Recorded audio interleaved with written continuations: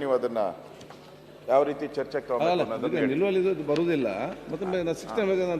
ಈಗ ನಾವು ರೈಸ್ ಮಾಡಿರೋದು ಕಳೆದ 1 ತಿಂಗಳಿಂದನೂ ಕೂಡ ಇವತ್ತಿನವರೆಗೂ ಕೂಡ ಧಾರವಾಡ ಬಿಜಾಪುರದಲ್ಲಿ ಸುಮಾರು 50-60 ಸಾವಿರ ಜನ ಸೇರ್ತಾರೆ ವಿದ್ಯಾರ್ಥಿಗಳು. ನಮಗೆ ಉದ್ಯೋಗ ಸಿಕ್ಕಿಲ್ಲ, ಉದ್ಯೋಗ ಕೊಡಿಸಿ, ಯಾವುದೇ ಸರ್ಕಾರದ ಹುದ್ದೆ ಒಂದು ಫಿಲಪ್ ಮಾಡ್ತಾನೆ ಇಲ್ಲ. 2.5 ವರ್ಷದಲ್ಲಿ ಯಾವುದು ಫಿಲಪ್ ಮಾಡ್ತಾ ಇಲ್ಲ. ಕೇಳಿದ್ರೆ ರಿಸರ್ವೇಶನ್ ಪ್ರಾಬ್ಲಮ್ ಅದು ಇದು ಅಂತ ಹೇಳ್ತಾ ಇದ್ದಾರೆ. ಈಗ ಅವ್ರು ಬೀದಿಗಿಳಿದ್ದಾರೆ. ಮೊನ್ನೆ ಅಧ್ಯಕ್ಷ ಒಂದೇ ನಿಮಿಷ, ಅವರು ಇಲ್ಲಿ ನಮ್ಮ ಅಧಿವೇಶನ ನಡೆಯುವ ಮುಂಭಾಗದಲ್ಲಿ ಪೊಲೀಸರಿಗೆ ಅನುಮತಿ ಕೇಳಿದ್ರೆ ಪೊಲೀಸರು ಅನುಮತಿಯನ್ನು ಕೊಟ್ಟಿಲ್ಲ. ಅವರು 30-40 ಸಾವಿರ ಜನ ಸೇರ್ತಾರೆ ಅನ್ನೋ ಒಂದೇ ಒಂದು ಕಾರಣಕ್ಕೆ ಪೊಲೀಸರು ಅನುಮತಿ ನಿರಾಕರಿಸಿದ್ದಾರೆ. ಪ್ರತಿಭಟನೆ ಮಾಡೋ ಅಂತ ಹಕ್ಕೂ ಇಲ್ಲ. ಈಗ ನಾವು ಅಧಿವೇಶನದಲ್ಲೂ ಅದ್ರ ಬಗ್ಗೆ ಚರ್ಚೆ ಮಾಡಿಲ್ಲ ಅಂದ್ರೆ ಪ್ರತಿನಿತ್ಯ ಅವರು 1 ತಿಂಗಳಿಂದ ಧರಣಿ ಮಾಡ್ತಾ ಇದ್ದಾರೆ ಹುಬ್ಳಿ ಧಾರವಾಡದಲ್ಲಿ ಎಲ್ಲ ವಿದ್ಯಾರ್ಥಿಗಳು. ನಾಳೆ ವಿಕೋಪಕ್ಕೆ ಹೋಗ್ಬಿಟ್ರೆ ಏನಾದ್ರು ಇದನ್ನ ಸರ್ಕಾರಕ್ಕೆ ನಾಳೆ ಸಮಸ್ಯೆ ಆಗ್ತೈತೆ. ಅದರಿಂದ ಇದಕ್ಕೆ ನಾವು ಇಂಪಾರ್ಟೆಂಟ್ ಇರೋದ್ರಿಂದ ಚರ್ಚೆ ಮಾಡಿ. ಈಗ ಹೈಕೋರ್ಟ್ ಅಲ್ಲಿ ಬಂದಿದೆ. ಹೌದು, ಅಲ್ಲ ಒಂದು ನಿಮಿಷ, ಜಡ್ಜು ಬಹಳ ಸ್ಪಷ್ಟವಾಗಿ ಕೇಳಿದ್ದಾರೆ, ಮುಖ್ಯಮಂತ್ರಿಗಳ ಹತ್ರ ನಿಯೋಗ ಕರ್ಕೊಂಡು ಹೋಗಕ್ಕೆ ಅವಕಾಶ ಮಾಡಿಕೊಡಿ, ಅದಾದ್ರೂ ಮಾಡಿದ್ವಿ. ಈಗ ಒಂದು ಇದಾಗ ಬರೋದಿಲ್ಲ, ಮತ್ತೆ ಬಿಡ್ಬೇಕಾ ತಮಗ್ ಬಿಟ್ಟಿದ್ದು. ಆದ್ರೆ ಅವ್ರು ಹೇಳಿರೋ ಸಮಸ್ಯೆ ಸರ್ಕಾರದ ಗಮನದಲ್ಲಿದೆ. ಆಂತರಿಕ ಮೀಸಲಾತಿಯಿಂದ ಸ್ವಲ್ಪ ಮಟ್ಟಿಗೆ ಸ್ಥಗಿತ ಆಗಿರೋದು ನಿಜ.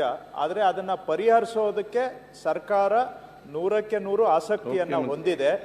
ಎಲ್ಲ ಇಲಾಖೆಗಳಲ್ಲೂ ಕೂಡ ನೇಮಕಾತಿ ಆಗಬೇಕಾಗಿದೆ.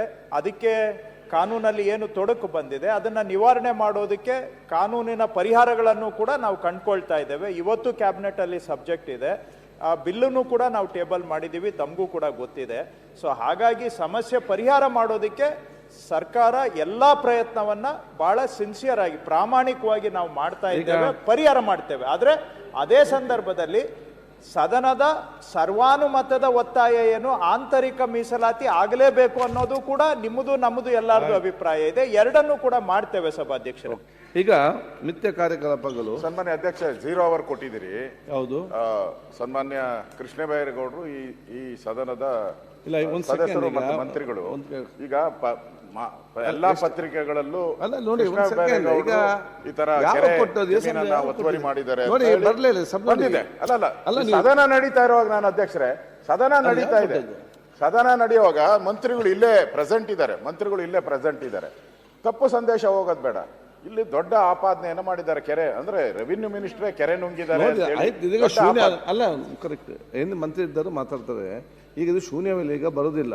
ಈಗ ನಾವು ಮಿಥ್ಯ ಕಾರ್ಯಕಲಾಪ ತಗೊಳ್ಳುವ, ನೀವೇನು ಅದ್ರ ಬಗ್ಗೆ ಚರ್ಚೆ ಮಾಡಿ ತದನಂತರ ಬೇರೆ ವಿಷಯ ತಗೊಳ್ಳುವ ಒಂದು ವಿಚಾರ ಮಾಡುವ. ಈಗ ಇದು ಶೂನ್ಯವಿಲ್ಲ ಬರೋದು ವಿಚಾರ ಅಲ್ಲ. ಇದಕ್ಕೆ ಸರ್ ಇನ್ಸಿಡೆಂಟ್ ಇಮಿಡಿಯೇಟ್ ಬೆಳಿಗ್ಗೆ ಪತ್ರಿಕೆಯಲ್ಲಿ ಬಂದಿದೆ. ಎಲ್ಲ ಪತ್ರಿಕೆಗಳಿಗೆ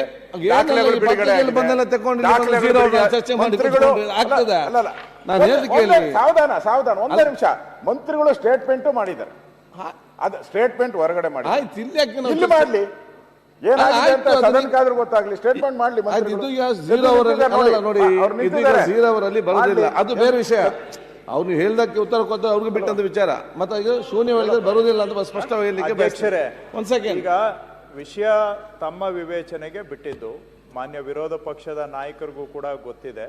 ಯಾವುದೇ ಸದನದ ಒಬ್ಬ ಸದಸ್ಯರನ್ನ ನೇರವಾಗಿ ಕುರಿತು ಏನಾದರೂ ಒಂದು ಪ್ರಸ್ತಾಪ ಮಾಡಬೇಕಾದ್ರೆ ಮೊದಲೇ ನೋಟಿಸ್ ಕೊಟ್ಟು ಮಾಡಬೇಕು. ಅದು ಪ್ರತಿಯೊಬ್ಬ ಸದಸ್ಯರ ಹಕ್ಕು. ಆದರೂ ಕೂಡ ಈ ವಿಷಯದಲ್ಲಿ ನಾನು ನನ್ನ ಹಕ್ಕನ್ನು ಬಿಟ್ಕೊಡ್ತಾ ಇದ್ದೇನೆ. ಅವರು ನನಗೆ 1 ವಾರ ನೋಟಿಸ್ ಕೊಡಬೇಕು, ನನಗೆ ಬೇಕಾಗಿಲ್ಲ. I am ready for A discussion. ತಾವು ಯಾವ ರೂಪದಲ್ಲಿ ಏನು ಯಾವಾಗ ಅವಕಾಶ ಕೊಡ್ತೀರಾ ಅದಕ್ಕೆ ತಕ್ಕ ಹಾಗೆ ನಾನು ಉತ್ತರ ಕೊಡ್ತೇನೆ. ನನಗೆ ಇದರಲ್ಲಿ ಚರ್ಚೆ ಮಾಡಲಿಕ್ಕೆ ಅವರು ಏನು ಬೇಕಾದರೂ ಹೇಳಿ, ಅದಕ್ಕೆ ಉತ್ತರ ಕೊಡೋದಕ್ಕೆ ನಾನು ತಯಾರಿದ್ದೇನೆ. ಸೊ ವಿವೇಚನೆ ತಮಗ್ ಬಿಟ್ಟಿದ್ದು. ಚರ್ಚೆ ಮಾಡೋಣ, ತೊಂದರೆ ಇಲ್ಲ. ಈ ತರದ ಆರೋಪ ಬಂದಾಗ ಚರ್ಚೆ ಮಾಡಕ್ ಪ್ರಶ್ನೆ ನಾನು ಏನು ಇಲ್ಲ ಅಂತ ಸದಸ್ಯರಿಗೆ ಒಬ್ಬ ಈ ಸದನದ ಯಾರೇ ಸದಸ್ಯರ ಬಗ್ಗೆ ಈಗ ಏನಾದ್ರೂ ಪ್ರಸ್ತಾಪ ಮಾಡಬೇಕಾದ್ರೆ ಅದಕ್ಕೆ ಒಂದು ನಿಯಮಾವಳಿ, ನಿಯಮಾವಳಿ ಪಾಲನೆ ಮಾಡ್ತಾ ಇಲ್ಲ. ಆದ್ರೆ ನಾನು ಆ ನಿಯಮಾವಳಿ ನನ್ನ ಹಕ್ಕನ್ನ ನಾನು ಬಿಟ್ಕೊಡ್ತೇನೆ. ನಾನು ಇನ್ಸಿಸ್ಟ್ ಮಾಡೋದಿಲ್ಲ ನೀವು ನನಗೆ ನೋಟಿಸ್ ಕೊಡಿ ಅಂತ. I am ready. Okay. ಅವ್ರು ಏನ್ ಕೇಳಿದ್ರು ಉತ್ತರ ಕೊಡಕ್ ನಾ ತಯಾರಿದ್ದೇನೆ. ಈಗ ಆದ್ರೆ ಕೊಡೋದು ಬಿಡೋದು ತಮಗೆ ಈಗ ಬಿಟ್ಟಂತ. ಅವರು ರೆಡಿ ಇದ್ದೀರಿ, ನೀವು ಕೂಡ ರೆಡಿ ಇದ್ದೀರಿ, ನಾನು ಮಾತ್ರ ರೆಡಿ ಇಲ್ಲ. ನೀವು ready ಇಲ್ಲ, ಅದೇ ಬಿಲ್ ಸಮಸ್ಯೆ. ತಗೊಳ್ಬೇಕೀಗ. ಅದಕ್ಕೆ ಕಾರ್ಯಕಾಲ ಈಗ ಅದರ ಬಗ್ಗೆ ಚರ್ಚೆ ಮಾಡಿ. ಈಗ ನೋಡಿ ಅವರೇ ಹೇಳಿದ್ದಾರೆ ಕೃಷ್ಣ ಆಯ್ತು, ಬೈರೇಗೌಡರು. ಟರ್ಮ್ ಈಗ ಆಗುದಿಲ್ಲ. ಅಲ್ಲಲ್ಲ, ಅವರು ಸ್ಟೇಟ್ಮೆಂಟ್ ಮಾಡಿದ್ದೆ ಆಚೆ ಸದನ ನಡೆಯುವಾಗ ಹಂಗ್ ಮಾಡಕ್ಕಾಗಲ್ಲ. ಆಯ್ತು, ಈಗ ನೋಡಿ ಇಲ್ಲ, ಮಾಡಕ್ಕಾಗಲ್ಲ, ಸದನ ನಡೆಯುವಾಗ ಮಾಡಕ್ಕಾಗಲ್ಲ, ಆಚೆ ಮಾಡ್ಬಿಟ್ಟಿದ್ದಾರೆ.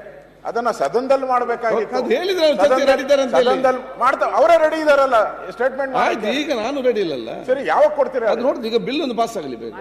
ಈಗ ಮಿಥ್ಯ ವಿರೋಧ ಕಾರ್ಯಕಲಾಪಗಳು ಪಕ್ಷದ ನಾಯಕರು ಏನ್ ಹೇಳ್ತಾ ಯಾವಾಗ ಇದ್ದಾರೆ? ಕೊಡ್ತೀರಾ ಹೇಳಿ? ಒಂದ್ ನಿಮಿಷ, ಮೊನ್ನೆ ಇವತ್ತು- ಅಧ್ಯಕ್ಷರೇ ಇವತ್ತು ಕೊಡ್ತೀರಾ? ಅವ್ರಿಗೆ ಕ್ಲಾರಿಫೈ ಇವತ್ತು ಸಂಜೆ ಮಾಡ್ತಾರೆ. ಅವ್ರು ಏನ್ ಒಳಗಡೆ ಹೇಳ್ತಾ ಇದ್ದಾರೆ, ನೀವು ಸದನ ನಡೆಯುವಾಗ ಹೊರಗೆ ಹೇಳಿಕೆ ಕೊಡುವಂತಿಲ್ಲ, ಅದು ಯಾವುದೋ ಪಾಲಿಸಿ ಮ್ಯಾಟರ್ ಆದ್ರೆ ನಿಜ. ಚರ್ಚೆ ಬೇಡ. ಅವ್ರು ವೈಯಕ್ತಿಕ ಆರೋಪ ಮಾಡಿದ್ದಾರೆ, ಅದಕ್ಕೆ ನಿರಾಕರಣೆ ಮಾಡಿದ್ದಾರೆ, ಅದಕ್ಕೆ ಏನ್ ವೈಯಕ್ತಿಕ ಸಂಬಂಧ ಇದೆ? ಅಲ್ಲಪ್ಪ ಇದು. ವಿರೋಧ ಆಯ್ತು, ಪಕ್ಷದ ಚರ್ಚೆ ನಾಯಕರು ಸರ್ಕಾರಿ ಮಾಡಿ. ವೈಯಕ್ತಿಕ ಏನ್ ಬರ್ತದೆ? ಡಾಕ್ಟ್ರೇ, ವೈಯಕ್ತಿಕ ಏನ್ ಬರ್ತದೆ? ಶರಣ್, ಸರ್ಕಾರಿ ದಾಖಲೆ ಈಗ ಬಗ್ಗೆ ನೋಡಿ, ಸರ್ಕಾರಿ ದಾಖಲೆ ನೋಡಿ, ಬಗ್ಗೆ ಹಂಗಂದ್ರೆ ಮಾತಾಡೋದು ಚರ್ಚೆ ನಮ್ಮ ಮಾಡ್ತೀವಿ ವೈಯಕ್ತಿಕ ಯಾಕೆ? ಪ್ರಶ್ನೆ. ಆಗ್ಲೇ ಮಾನ್ಯ ಮಿಥ್ಯ- ಸದಸ್ಯರು ಮಂತ್ರಿಗಳು ಹೇಳಿದ್ದಾರೆ, ಚರ್ಚೆ ನಡೀತಿದೆ, ನಿಮ್ ವಿವೇಚನೆ ಯಾವಾಗ ಕೊಡ್ತೀರಾ ಅಂತ ಹೇಳಿ? ಇಷ್ಟು ಹಠ ಯಾವಾಗ ಮಾಡಿದ್ರೆ ಕೊಡ್ತೀರಾ? ಹೆಂಗೆ? ಈಗ ನಮ್ಮ ಎಜೆಂಡಾ ಬಿಲ್ ಸರ್, ಆಗ್ಲೇ ಅವರು ಒಪ್ಪಿದ್ದಾರೆ ಚರ್ಚೆಗೆ. ನಾನು. ಓಕೆ. ಯಾರಾಗ್ತಾರೆ ಎಂಎಲ್ಎ ಅಭ್ಯರ್ಥಿ 2028 ಶೀಘ್ರದಲ್ಲೇ. ಪ್ರತಿದಿನ ಒಂದೊಂದು ಕ್ಷೇತ್ರದ ಟಿಕೆಟ್ ಆಕಾಂಕ್ಷಿಗಳ ಸಂಪೂರ್ಣ ಮಾಹಿತಿ ಪೊಲಿಟಿಕಲ್ ಜರ್ನಲಿಸ್ಟ್ KM ಶಿವಕುಮಾರ್ ಅವರಿಂದ. ಕರ್ನಾಟಕದ ನಂಬರ್ 1 ಡಿಜಿಟಲ್ ಮೀಡಿಯಾ ನಿಮ್ಮ ನೆಚ್ಚಿನ ಕರ್ನಾಟಕ ಟಿವಿಯಲ್ಲಿ ಮಾತ್ರ.